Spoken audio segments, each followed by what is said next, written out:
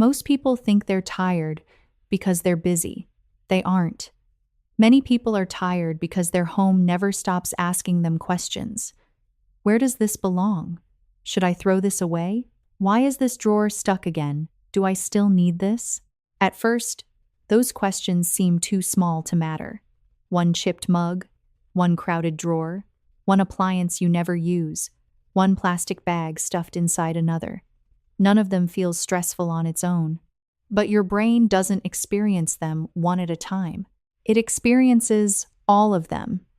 Every morning, every afternoon, every evening. Eventually, the room stops feeling peaceful, not because it's dirty, because it never stops asking for your attention. There is a woman in Kyoto whose kitchen asks her almost none of those questions. Her kitchen isn't large, it isn't luxurious, it wasn't created for a magazine photo shoot. On her countertop, there are only two intentional things: a small ceramic bowl where she places her rings before cooking, and a single plant sitting quietly beside the window. That's all. She cooks breakfast there. She prepares dinner for her family. She cleans. She lives. It is a real kitchen used every single day. But every morning, something happens the moment she walks inside. Her shoulders relax. Not because someone cleaned the kitchen overnight. Not because she finally remodeled it. Not because she owns expensive appliances or beautiful storage containers. Her body relaxes because nothing in that room is quietly waiting for her to make another decision. There isn't a drawer overflowing with 4 versions of the same spatula. There isn't a chipped mug she keeps meaning to replace. There isn't a forgotten gadget sitting on the counter because it never found a real home. There aren't plastic shopping bags multiplying inside a drawer that barely closes anymore. Nothing is silently asking, "Will you finally deal with me today?" Most of us never notice those tiny questions anymore. We've lived with them for so long that they simply feel normal. We pull harder on the drawer. We move the appliance out of the way again. We search for the right lid. We stare at the bottle in the refrigerator, wondering if it's probably still good. Then we move on. But our bodies notice something our minds have stopped paying attention to. Every unnecessary movement, every extra decision, every tiny interruption. By itself, none of them feels important. Together, they quietly become what I think of as invisible friction. And invisible friction has a strange way of making even the smallest daily routines feel heavier than they need to be. That may be the real difference between a stressful kitchen and a peaceful one. Not the size of the room, not the amount of money you've spent on it, not whether your cabinets match. The difference may simply be how many unfinished decisions are living there. Because a calm kitchen isn't necessarily an empty kitchen. A family of 5 will naturally own more than someone living alone. Someone who loves cooking will always need more tools than someone who doesn't. This isn't about owning less, it's about carrying less. It's about creating a room that stops asking you unnecessary questions. That's what this video is really about. Not perfection, not minimalism, not expensive organization systems. We're talking about 15 ordinary things that quietly create far more stress than most people realize. Some are hidden in drawers. Some are buried in your refrigerator. Some have been sitting on your countertop for years. And one of them, number 7, is sitting on millions of American kitchen counters right now. Most people clean around it every day without ever questioning why it's there. But once you see what it's really costing you, not just in space, but in attention, you may never look at your kitchen the same way again. Let's begin with the first object. There's a good chance you used it this morning. Before we look at the 15 things themselves, there is something important to understand. Because this isn't really a video about cleaning, and it isn't even a video about minimalism. What makes many Japanese kitchens feel so calm isn't simply that they contain fewer things, it's that the things they do contain have already answered an important question. Do you still belong here? In Japan, there is a philosophy called danshari. The word is made up of three simple ideas. Dan means refusing what is unnecessary before it enters your life. Sha means letting go of what no longer serves you. And ri means separating yourself from the habit of holding on to things simply because they've been there for a long time. People often mistake danshari for a weekend decluttering project. It isn't. It isn't about pulling everything out of your cabinets on a Saturday afternoon and filling trash bags until the house looks different. Danshari is much quieter than that. It's a daily conversation with your home. Every object that comes through the front door has to earn its place. Every object that stays has to continue earning it. And every object that stops serving your life is gently thanked for what it gave you before making room for something that serves you better today. That may sound simple, but over time, those small decisions completely change the feeling of a room. Now, it's important to be honest about something. Not every Japanese kitchen looks like the one we imagined in the opening. Japanese families have busy mornings. Children leave things on the table. Drawers get crowded. Leftovers are forgotten in the refrigerator. Real life happens in Japan just as it happens everywhere else. The difference isn't perfection. The difference is that Japanese culture offers a set of ideas that gently remind people to notice when an object has quietly stopped serving the room. That shift in thinking changes everything. Because the goal isn't to own as little as possible. A family of 5 will naturally need more than someone living alone. Someone who loves cooking every day will own more tools than someone who orders takeout most nights. This isn't about counting objects. It's about reducing hesitation, reducing maintenance, reducing uncertainty, reducing all those tiny, unfinished decisions that quietly drain your attention before the day has even begun. As we go through each of these 15 items, I want you to keep asking yourself just 3 simple questions. The first, do I actually use it? Not once a year, not because I might someday. Do I genuinely use it as part of the life I'm living today? The second, does it have a clear home, or does it keep wandering from one corner of the kitchen to another because no place has ever really been chosen for it? And finally, if I were setting up my kitchen from scratch today, would I bring this object into it again? That last question is often the hardest one to answer because it asks you to see your kitchen as it is today, not as it was 5 years ago, and not as you hope it might become someday. Keep those 3 questions in the back of your mind, because every single item we're about to talk about fails at least one of them. And once you begin noticing which question each object fails, you'll start seeing your kitchen in a completely different way. Item 1. Chipped mugs and cracked dishes. Let's begin with something almost everyone has: a chipped coffee mug, or a plate with a small crack running across one side. Most people don't throw these away, not because they love them, because they still work. The crack is small. The handle hasn't fallen off. The mug still holds coffee. So the decision quietly gets postponed. I'll replace it someday, but someday has a way of turning into years. Now, one chipped mug isn't going to ruin your morning. That's not the point. The point is that every damaged object quietly reminds your brain that something in the room is unfinished. Not broken enough to deal with, not good enough to ignore. It simply stays there, waiting for a decision. Over time, your eyes stop noticing it, but your brain rarely does. This is where many people misunderstand a beautiful Japanese idea called wabi-sabi. Wabi-sabi teaches us to appreciate age, character, and the quiet beauty that comes with time.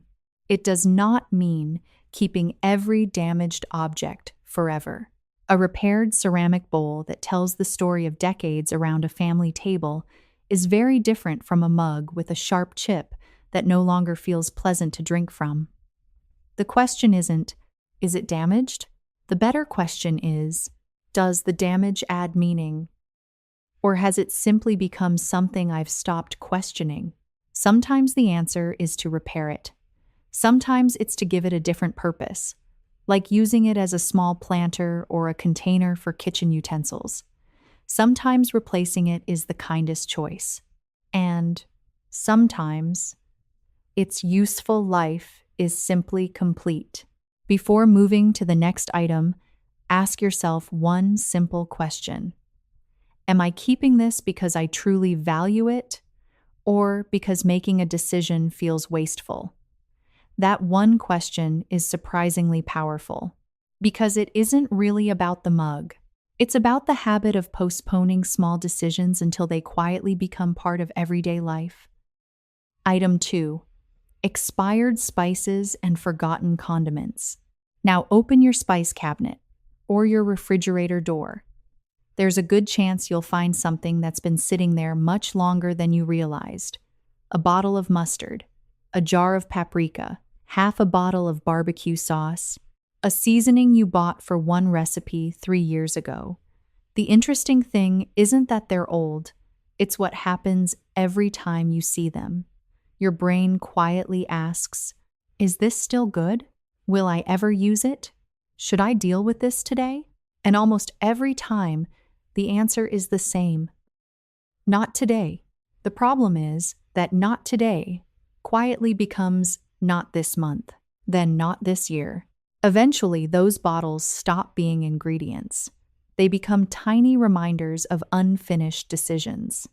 In Japan, there is a quiet appreciation called shun. It encourages people to enjoy food at the moment when it is freshest and most meaningful.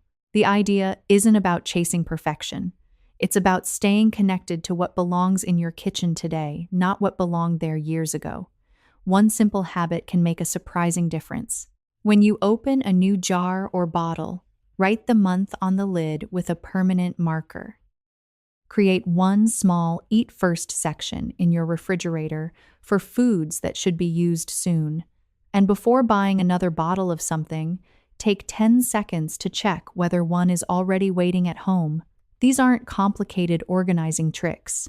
They're simply ways of reducing one more unnecessary decision tomorrow morning, because in the end, a pantry should reflect the food you cook today, not every recipe you once imagined making. Item 3. Duplicate utensils. Now, let's open one of the busiest drawers in the kitchen, the utensil drawer. At first glance, nothing seems unusual. A few spatulas, several wooden spoons, a couple of ladles, maybe 3 vegetable peelers, 2 can openers, and somehow 6 pairs of kitchen scissors. None of those things seems like a problem until you actually need one. Then your hand starts moving things around. Which spatula should I use? Where's the one I actually like? Why won't this drawer close anymore? The real problem isn't simply that you own too many utensils. The problem is that every duplicate creates one more tiny decision, one more thing to search through, one more object to put back, one more chance for the drawer to become just a little harder to use tomorrow than it was today. In Japan, there is a beautiful idea called ma. It is often translated as space, but it means much more than empty space. It is intentional space, the kind of space that allows people to move naturally, to breathe, to work without unnecessary resistance. A well-designed kitchen doesn't simply organize objects. It creates room for movement. When every drawer is crowded, even simple cooking begins to feel slightly more difficult than it should. That doesn't mean every duplicate has to disappear. If 2 spatulas are regularly used together when cooking for a large family, they have earned their place. If 2 measuring cups make baking easier, keep both. The goal isn't fewer tools. The goal is fewer unnecessary choices. Here's a simple experiment. The next time you clean this drawer, notice which utensil your hand reaches for first. Place the extras in a small box, not the trash, just a temporary box. Then forget about them for 30 days. At the end of the month, keep only the ones you actually went back to retrieve. You may be surprised how little you miss the rest, because every unnecessary duplicate is quietly asking for your attention. And every unnecessary duplicate is a small tax on a morning you have not noticed you are paying. Item 5. Novelty appliances. Now let's look at something much larger. Not physically, emotionally. Almost every kitchen has one. Maybe it's a spiralizer, a mini waffle maker, a sandwich press, a quesadilla machine, or that smoothie blender missing one lid that hasn't been plugged in for years. These appliances are rarely purchased because we need them. We buy them because they represent someone we hope to become. The person who makes fresh smoothies every morning, the parent who prepares creative breakfasts before school, the home cook who makes everything from scratch. The appliance arrives, the motivation fades, but the appliance stays. After a while, it isn't just taking up cabinet space anymore. It's preserving an old promise, a promise you once made to yourself. And every time you see it, a tiny part of your mind remembers that promise. Not with guilt, usually with something much quieter. Maybe someday. That quiet maybe someday is one of the easiest forms of clutter to overlook, because it doesn't look like clutter. It looks like possibility. In many Japanese kitchens, you'll sometimes find a single-purpose tool, like a tamagoyaki pan, a rectangular pan designed for making rolled omelets. At first glance, it might seem just as specialized as a waffle maker. But there's an important difference. The pan supports a real routine. It belongs to meals that are actually cooked. It earns its place through regular use. The lesson isn't that single-purpose tools are bad. The lesson is that a useful tool supports the life you actually live, not the life you imagined living one January morning. So, before buying another appliance, or before letting one continue collecting dust, ask yourself one simple question. If I bought this today, knowing the life I actually live, would I still bring it home? If the answer is yes, wonderful, use it. If the answer is no, give yourself one last experiment. Use it 3 times over the next 30 days. If you don't, consider passing it to someone whose everyday life already has a place for it. Sometimes the kindest thing you can do isn't finding more storage. It's allowing an object to become useful again in someone else's home. But the next category is even more revealing, because it isn't one forgotten object, it's an entire collection of decisions that were never truly made. Item 4. The plastic bag collection. Let's talk about something almost everyone has. A drawer filled with plastic shopping bags. You don't remember putting most of them there. They simply arrive one at a time. One from the grocery store, one from the pharmacy, one from the hardware store. Each one seems harmless. Each one seems potentially useful. And that's exactly why they multiply. The problem isn't keeping a few bags. A few bags are practical. The problem begins when there is no limit. Every new bag quietly says, I might be useful later. So it goes into the drawer, then another one, and another. Eventually, the drawer stops holding bags. It starts holding postponed decisions. In many Japanese homes, the goal isn't to eliminate every plastic bag. The goal is to decide how many are enough. One simple rule can completely change this habit. Choose one container, not an entire drawer, one basket, one small bin, one cloth bag. Whatever fits naturally in your home, when it's full, that's your answer. No more bags come in until some go out. Store reusable shopping bags somewhere you'll actually see them before leaving the house by the front door, inside the car, or hanging near your keys. Because good intentions don't change habits. Systems do. A limit turns an intention into a system. Item 6. The junk drawer. Now let's open the drawer almost every home has. The junk drawer. Inside, you'll probably find old batteries, keys that no one recognizes anymore, charging cables for devices you no longer own, pens that may or may not work, rubber bands, loose screws, instruction manuals, menus from restaurants that closed years ago. The drawer isn't stressful because of what's inside. It's stressful because nothing inside has a clear identity. People sometimes imagine that Japanese homes never have junk drawers. That's simply not true. Real homes are lived in. The difference is that a useful drawer has a purpose. A stressful drawer has none. It has no clear job, no physical boundary, no regular review. Everything enters, almost nothing leaves. Instead of thinking about a junk drawer, try thinking about a utility drawer. Give each category a small home. Writing tools, batteries, household hardware, frequently used small items. If an object doesn't belong to one of those categories, ask yourself a simple question. Does it belong somewhere else? Or does it no longer belong at all?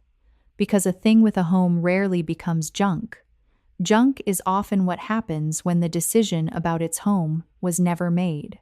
Item 15. The everything bowl. The final item on our list may be the smallest, but it quietly explains almost everything we've talked about today. The everything bowl. Maybe yours is a bowl. Maybe it's a tray. Maybe it's a corner of the kitchen counter. Whatever it looks like, it becomes the landing place for everything that doesn't have an immediate answer. Receipts, keys, mail, coins, children's belongings, loose batteries, things borrowed from other rooms, things waiting to be dealt with later. This is different from the junk drawer. The junk drawer hides unfinished decisions. The everything bowl displays them in plain sight. Now, think back to the woman in Kyoto from the beginning of this video. She also had a bowl on her countertop, but her bowl held only one thing: her rings. One category, one purpose, one decision already made. The bowl itself was never the problem. The problem begins when a container exists only to postpone decisions. Every object placed inside quietly says, "I'll deal with this later," and eventually, later becomes the permanent system. One small evening habit can change that completely. Before your kitchen closes for the night, empty the bowl. Every receipt, every key, every battery, every object goes back to its real home, not tomorrow, tonight. Because a calm kitchen isn't created by organizing more things. It's created by finishing more decisions. And when enough small decisions are finally complete, your kitchen stops asking questions. It simply welcomes you home. Item 7. The permanent dish rack. Now we've reached number 7, the one I asked you to remember. And once you see it, you may never look at your kitchen counter the same way again. The object itself isn't expensive. It isn't ugly. And there's a good chance you've stopped noticing it completely. The permanent dish rack. It's sitting beside the sink, slightly damp, rarely empty, a few plates drying, a couple of glasses, maybe yesterday's coffee mug, water collecting underneath. Even when the rest of the kitchen is spotless, that one object quietly makes the workspace feel unfinished. Now, before I go any further, let me be clear. There is absolutely nothing wrong with owning a dish rack. Every kitchen needs a way to dry dishes. The interesting question isn't whether you should have one. The interesting question is, Why does a temporary task own one of the most valuable spaces in your kitchen, 24 hours a day? That question changes everything.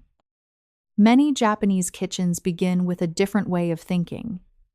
Instead of asking, "Where should we put the dish rack?" they often ask, "Should the dish rack live on the counter all the time?" Those are two very different questions. Because the countertop isn't just another surface. It's where vegetables are chopped, where lunch is packed, where bread is sliced, where families gather for a quick conversation while dinner is cooking. It's some of the most valuable working space in the entire home. And yet, many of us permanently give part of it away to something that is only needed for a few hours each day. That doesn't mean there's only one Japanese solution. Some homes use an over-the-sink drying cabinet. Others use a compact rack that folds away after the dishes are dry. Some use a roll-up drying rack that rests over the sink only when it's needed. Others prefer an absorbent drying mat that can be hung up once everything has dried. And in smaller kitchens, a simple portable rack stored inside a cabinet often works surprisingly well. The goal isn't to copy one specific Japanese kitchen. The goal is to ask a better question. Does this object really need permanent ownership of my workspace? Or have I simply become so used to seeing it there that I stopped asking? This idea applies to far more than a dish rack. Anything that permanently lives on your counter should earn that privilege every single day. Not because it might be useful, because it actually is. Temporary tasks deserve temporary space.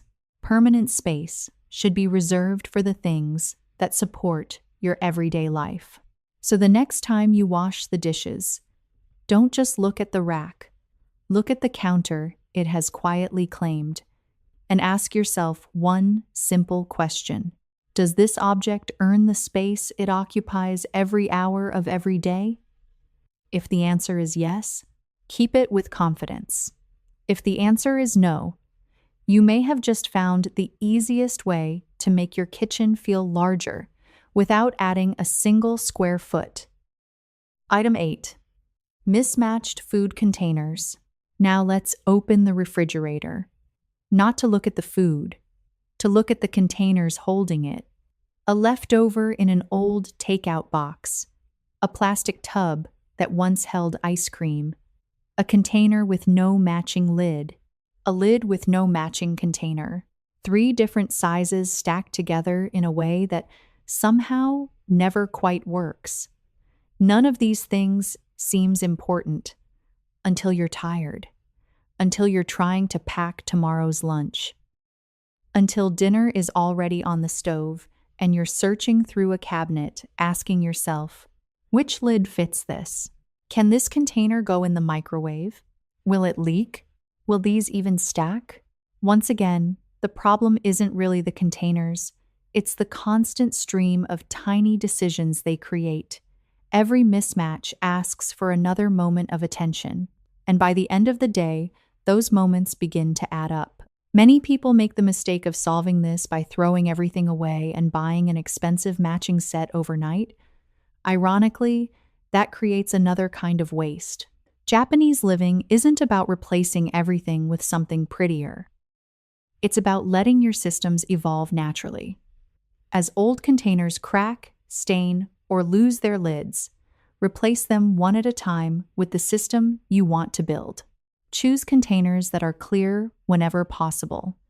Choose shapes that stack easily. Keep lids with their matching bases instead of storing them separately. Little by little, the refrigerator begins asking fewer questions, not because it looks more organized, because it has become easier to use. The beauty of an organized refrigerator should be the result of clarity, not the reason for buying more things. Item 14. Probably still fine food. Now let's talk about something almost everyone has. Food that's probably still fine. A bottle of salad dressing opened weeks ago. Half a can of tomatoes wrapped in foil. Leftovers no one remembers cooking. A container pushed quietly to the back of the refrigerator because no one quite knows what to do with it. Every meal begins with the same silent conversation. Is this still good? I should probably use this first. Maybe tomorrow. That word, probably, shows up far more often than we realize. And every time it does, it asks your brain for another decision. A refrigerator filled with uncertainty doesn't just waste food, it quietly wastes attention.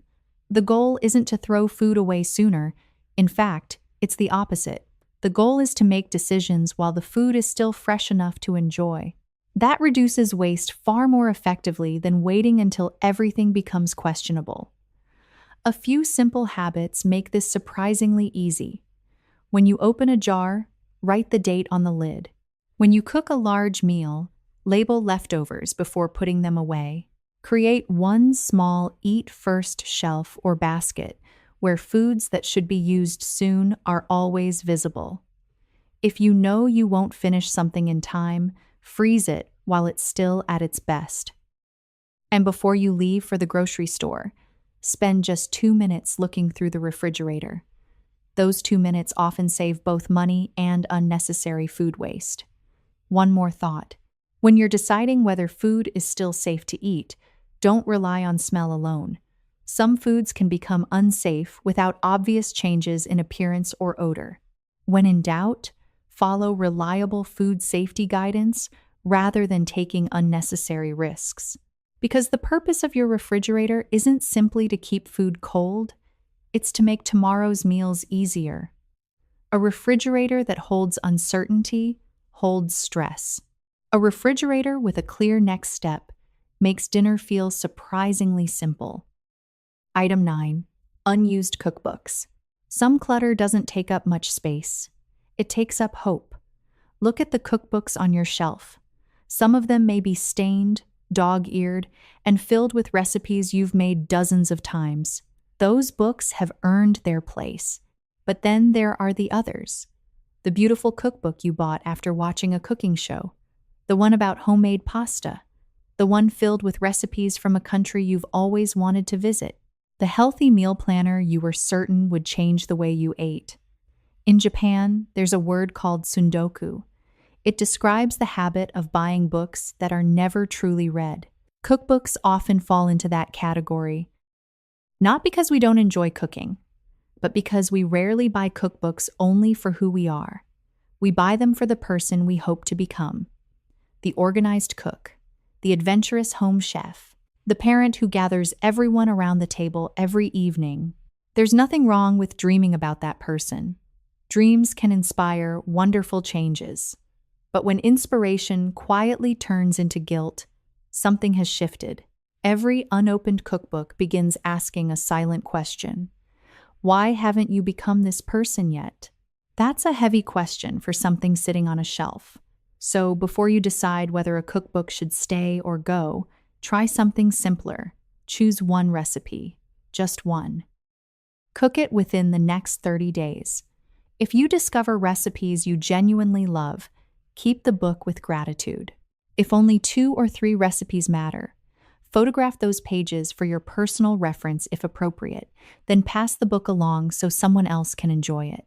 And if the book remains unopened month after month, perhaps it was never meant to teach you cooking. Perhaps it already taught you something about yourself. Because inspiration should invite action. When it only produces guilt, it has stopped being inspiration. Item 10. Single-use wraps and bags. Now let's look at something much smaller. Plastic wrap, sandwich bags, foil, extra rolls tucked into different cabinets, reusable bags you forgot you already owned, products purchased faster than they're ever used. On their own, none of these items seems important, but together, they reveal something interesting. Many of us try to solve clutter by buying different clutter, a prettier storage container, a better organizing system, another reusable product, another gadget promising a simpler kitchen. Before long, the solution has become another purchase. In Japan, there's a beautiful idea called mottainai. It's often translated as a feeling of regret over waste, but it's also a reminder to respect the full value of what we already have. That changes the conversation completely. You don't need 15 new Japanese products to create a calmer kitchen. You don't need matching glass containers tomorrow. You don't need to throw away every roll of plastic wrap in your house. In fact, doing that would create the very waste we're trying to avoid. Instead, begin with what already serves you. Finish the products you already own. Replace them gradually only when they wear out or when a better solution will genuinely reduce waste or make everyday life easier for years to come. Maybe that's a reusable container. Maybe it's a cloth bowl cover. Maybe it's a reusable storage bag for foods it safely suits. Or maybe it's simply deciding not to buy another package until the one at home is actually gone. A calmer kitchen isn't built by buying your way into simplicity. It's built by making thoughtful decisions before something enters your home in the first place. Because mottainai doesn't begin with what you throw away. It begins with what you choose not to bring home. Sometimes the most peaceful kitchen isn't the one that owns the newest products. It's the one that has finally stopped looking for another purchase to solve a problem that good habits can solve instead. Item 11. Decorative kitchen objects. Take a slow look across your kitchen counter, not at the appliances, not at the dishes. Look at the things that simply live there. Maybe it's a ceramic figure you bought on vacation, a decorative bowl that rarely holds anything, a pair of novelty salt and pepper shakers, a small sign with a cheerful quote. None of these objects is a problem by itself. The question is whether you still notice it. Kitchen counters are different from bookshelves or living room tables. Every day, they collect tiny amounts of grease, cooking steam, dust, and food residue. Anything that sits there becomes something you clean around. Over time, a decoration can quietly become another maintenance task. The problem isn't beauty. A beautiful kitchen can make you smile every single day. The problem is decoration that asks more from you than it gives back. A good question to ask is this: if I remove this today, would I miss it tomorrow? If the answer is yes, it has earned its place. If the answer is no, perhaps you've been cleaning around a memory you no longer experience. You don't need a counter filled with decorations to make a kitchen feel warm. Sometimes one meaningful object does far more than 10 forgettable ones. Maybe it's a handmade bowl from someone you love, a small plant that catches the morning light, or a family recipe framed where everyone can see it. One object with meaning often creates more warmth than many objects that have simply become background, because a kitchen object should either serve the meal or serve the person. If it does neither, it may only be serving the habit of keeping it. Item 12, the knife block. Now let's look at another object that quietly claims valuable space: the traditional knife block. For many families, it has been sitting in exactly the same place for years. There's nothing wrong with owning one. The question is whether it still deserves the space it occupies. Most knife blocks hold several knives that are rarely used. Meanwhile, the 2 or 3 knives used every day are the only ones that truly earn their place. Many Japanese kitchens take a different approach. Instead of giving the knives permanent ownership of the counter, they look for ways to return that workspace to the cook. Some homes use a securely mounted magnetic strip. Others prefer an in-drawer knife organizer that keeps blades protected but out of sight. In smaller kitchens, a compact storage system inside a cabinet may be the most practical choice. Of course, every home is different. If you have young children, magnetic strips should always be installed securely and well out of reach. If you rent your home, Mounting anything on the wall may not be practical. The solution itself isn't what matters most.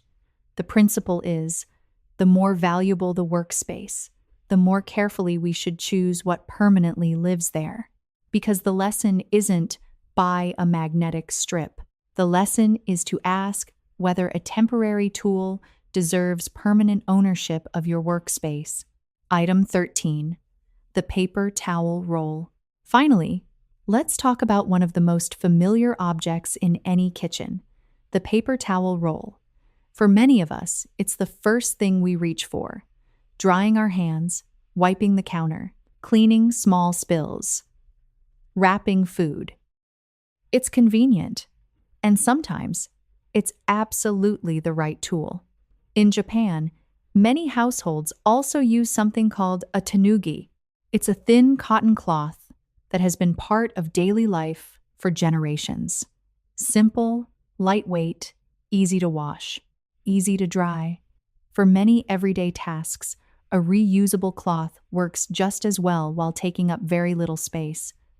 But this isn't about declaring paper towels bad. Paper towels still have an important place for certain hygienic tasks, handling raw meat or cleaning especially messy spills.